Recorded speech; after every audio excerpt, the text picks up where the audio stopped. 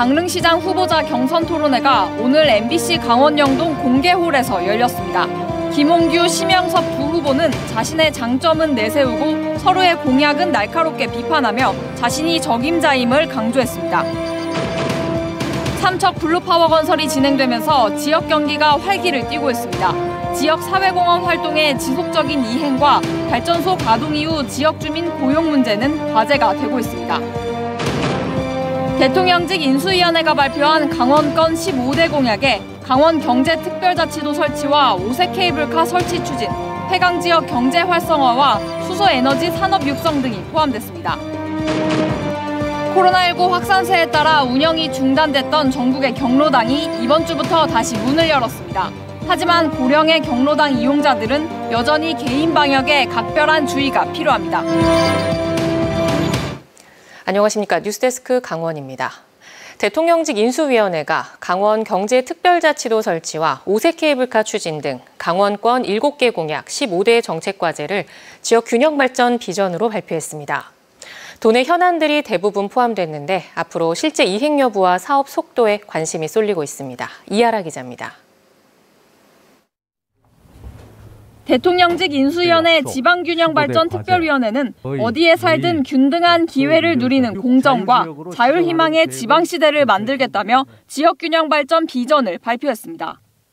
생활 기반에 있어서 비수도권을 머물 수 있는 곳, 또 다시 돌아오는 곳으로 만들기 위한 노력을 할 것입니다.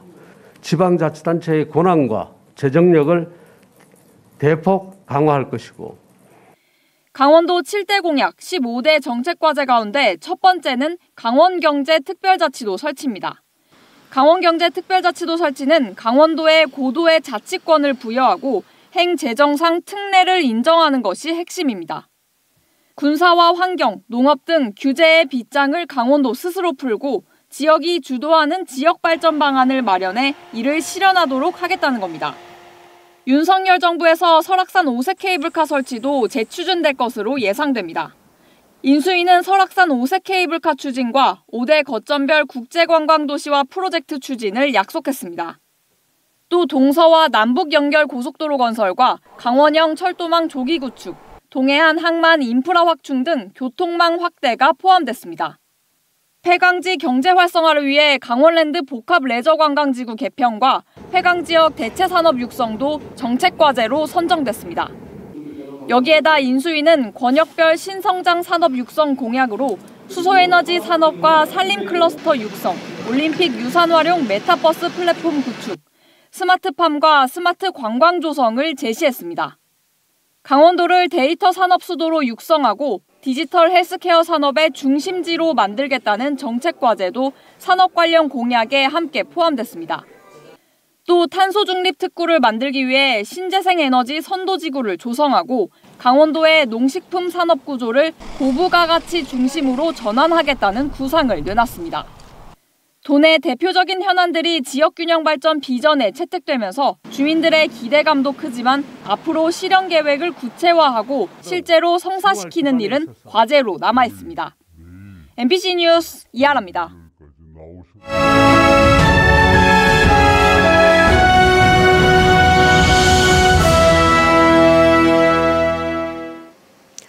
국민의힘 강릉시장 후보자 경선 토론회가 오늘 MBC 강원 영동 강릉 공개홀에서 열렸습니다.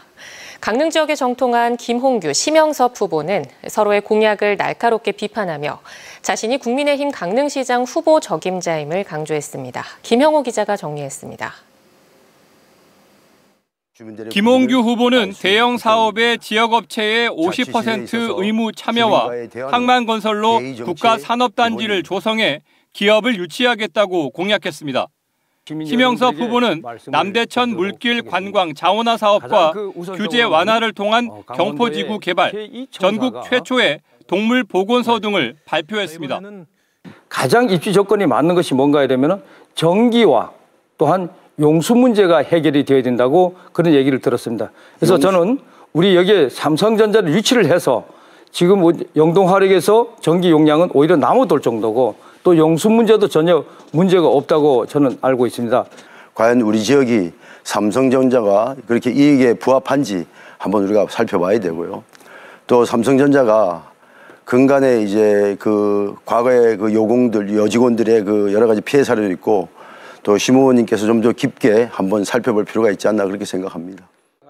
제2도청사와 혁신도시 공공기관 유치에 대해서도 각자 의견을 밝혔습니다. 당연히 제2청사는 이번에 꼭 유치가 돼야 된다고 생각을 하고 있고 혁신도시에 대한 어떤 제2의 유치 문제는 실제 우리가 강릉 같은 경우는 농업, 임업이 또 우리 임야, 산림이 한 70% 정도로 자리를 하고 있습니다. 그래서 농협중앙이라든가 아니면 산림조합중앙이라든가 적극적으로 정부를 설득해야 하고 평가 항목에서도 우리에게 유리한 조건으로 적용될 수 있도록 요구해야 합니다.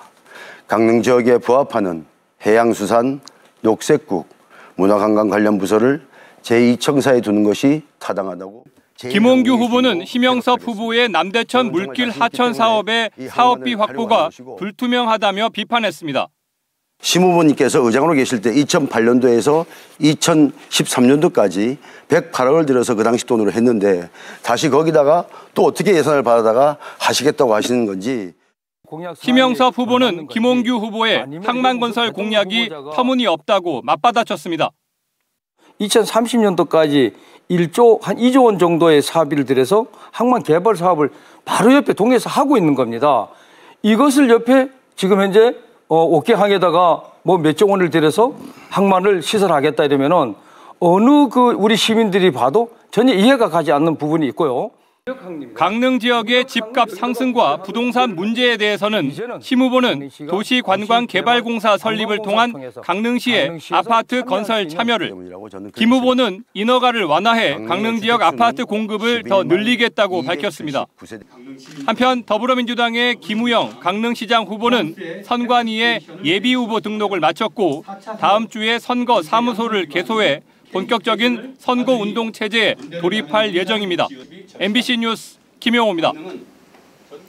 이번 주부터 전국의 경로당이 다시 문을 열었습니다. 코로나19 발병 이후 운영 중단과 재개를 반복하다가 최근 확산세가 줄면서 다시 운영을 시작한 건데요. 하지만 고령층은 코로나19 감염 고위험군이라 각별한 주의가 필요합니다. 이승영 기자가 취재했습니다. 춘천의 한 경로당입니다. 이번 주부터 코로나19 방역 지침이 완화되면서 다시 문을 열었습니다. 어르신들이 설레는 마음을 안고 경로당 문을 들어섭니다. 반가운 인사도 잠시, 서로의 건강을 위한 방역 교육이 우선입니다. 거리 두기를 항상 해야 되고 손도 닦아야 되고 이거 방역을 철저히 지켜야 됩니다. 지금. 2년이 넘는 시간 동안 경로당 문을 열었다 닫았다 반복하면서 대면 활동을 거의 하지 못했던 어르신들은 순간순간이 소중합니다. 그간에 이렇게 못 만났잖아요. 그러니까 우리가 많이 좀 아주 갑갑했어요. 다시 이렇게 열게 돼서 너무너무 기쁘고 어른들도 다 좋아하세요. 감염 우려로 비접촉 면회만 가능했던 요양병원과 요양원도 오는 30일부터 3주 동안 대면 면회가 허용됩니다. 다만 면회객은 4명으로 한정되고 48시간 이내에 PCR 또는 신속 항원 검사에서 음성을 확인해야 합니다. 30일부터 저희 이제 대면 면회가 전격적으로 다시 재개가 되고요. 이와 관련돼 가지고 보호자분들의 문의도 많이 온 상태고 또 이제 저희 입소에 계시는 할머님, 할아버지 분들도 굉장히 좀 기대가 큰 상태입니다. 하지만 코로나19 감염으로 인한 사망자의 94%가 60대 이상인 것을 감안하면 고령층 감염에 따른 위험은 여전히 남아 있습니다. 실내에서의 접촉도 늘어나게 되는데 노인정이라든지 이런 데 실내 환경에서는 마스크를 쓰지 않고 지내시는 분들이 많은 상황이라서 방역당국이 거리두기 완화의 보완책으로 고령층의 4차 접종을 적극 장려하고 있지만 도내 60세 이상 4차 접종률은 8.5%. 사회적 거리가 좁혀질수록 감염이나 중증 가능성이 높은 고령층에 대한 방역당국의 보다 세심한 관심이 필요해 보입니다. MBC 뉴스 이승현입니다. 도내에 재택 치료 중인 코로나19 확진자가 증상이 나빠졌을 때 대면 진료를 받을 수 있는 병의원이 108곳으로 나타났습니다. 지역별로는 강릉 10곳, 속초 7곳, 삼척, 태백 각각 4곳, 동해 3곳, 고성, 양양 각각 2곳, 정선 1곳입니다. 정부는 오늘부터 네이버와 카카오 검색창에서 대면 진료가 가능한 가까운 외래 진료센터를 확인할 수 있도록 했으며 사전 예약 후 대면 진료를 받을 수 있습니다. 한편 오늘 오후 6시까지 신규 확진자는 강릉 308명, 동해 115명, 속초 109명 등 모두 2,194명이며 누적 확진자 수는 47만 명을 넘었습니다. 사회적 거리두기 전면 해제에 따라 올해 강릉 단오제가 3년 만에 정상 개최됩니다. 강릉 단오제위원회는 올해 5월 30일부터 6월 6일까지 남대천 일원에서 으라차차 강릉 단오제라는 주제로 먹거리 난장을 포함한 단오 체험촌과 신통대길 길놀이를 정상 운영해 코로나 이전의 모습을 상당 부분 회복한다고 밝혔습니다. 또 대한씨름협회 주최 전국 단오장사 씨름대회를 유치하고 강릉 영상미디어센터와 함께 영상 콘텐츠 공모전 등도 실시합니다. 코로나19 이후 강릉 단오제는 2020년 온라인 비대면 행사, 지난해엔 전시 위주 행사로 열렸습니다. 삼척에 화력발전소가 추가로 들어서면서 지역 상권에 활력을 불어넣고 있습니다. 발전업체가 삼척시와 약속한 지역사회 공헌 활동도 있어 주민들이 더 기대를 갖고 있지만 앞으로의 과제가 없는 게 아닙니다. 배현한 기자가 보도합니다. 삼척 블루파워 발전소 건설 현장 곳곳에서 작업하는 손길이 분주합니다. 현재 하루 평균 2,500명 안팎의 인력이 발전소 건설에 투입되고 있습니다. 이 때문에 인근 식당을 포함한 주변 상권들도 활기를 띠고 있습니다. 장사 그래 좀 나았다고 봐야지. 더 시력도 가고 먹으러 또. 수요에 비해 숙소 공급이 부족해 묵을 곳을 찾기 위해 건설 인력들은 인근 지역으로까지 나가고 있습니다.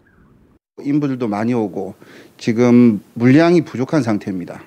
지금 현재 삼척 근처 내외에 있는 원룸이나 숙소 같은 경우는 거의 포화 상태고요.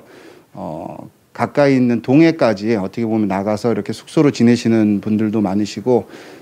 발전소 건설 업체 측은 전체 공사에 4조 9천억 원을 투입하는데 건설과 장비 등 지역에 투입되는 비용을 4천억 원가량으로 추산하고 있습니다. 저희들이 중점적으로 고려하고 있는 것이 지역경제 활성화입니다. 건설 과정에서 저희들이 보다 많은 지역 업체, 지역 장비, 지역 물품들을 참여시키기 위해서 건설 착공 시점에 지역 상생 목표치를 설정했습니다. 여기에도 업체 측은 발전소를 건설하며 관련 법에 규정된 발전소 주변 지역 지원 사업을 포함해 삼척시와 다양한 지역사회 공헌 사업을 약속하고 이를 진행하고 있습니다. 삼척시도 지역사회 공헌 사업의 이행 여부를 수시로 확인하는 한편 추가로 필요한 사업 등도 검토하고 있습니다.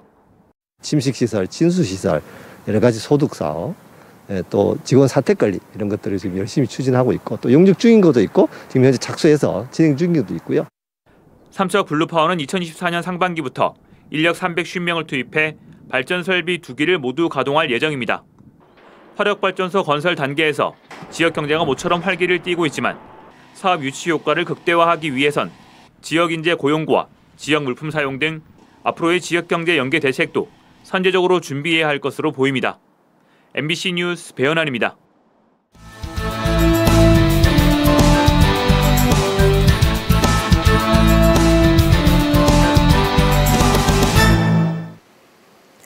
강릉시가 지난 3월 대형 산불 피해를 입은 지역에 대해 긴급 벌채와 복구 조림 등을 연차별로 실시한다고 밝혔습니다. 강릉시는 전체 산림 피해지 1,458헥타르 가운데 연말까지 74헥타르를 긴급 벌채하고 2025년까지 3년 동안 100억 원의 사업비로 667헥타르 산림에 나무를 심을 예정입니다. 산불로 인한 2차 피해를 막기 위해 연말까지는 14억 원을 들여 9곳에서 산지 사방 사업을 마무리하고 내년까지 사방댐과 계류 보전 공사 등을 실시합니다. 한편 산불 피해 주택과 시설물 등 16곳에 국비 4억여 원이 투입돼 철거와 폐기물 처리가 완료됐습니다. 강릉 과학산업단지에 입주한 기업들이 연간 4천억 원 이상의 매출을 올리는 것으로 파악됐습니다.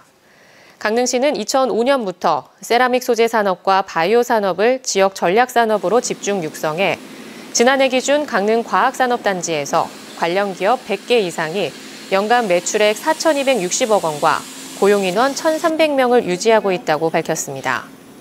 한국과학기술연구원 천연물연구소와 한국생산기술연구원 강원본부, 강릉과학산업진흥원 등과 지역대학이 유기적 협력 체계를 유지해 에너지 환경 세라믹 소재와 기능성 화장품, 건강식품 분야에서 매출액 1조 원 시대를 달성하겠다는 목표입니다.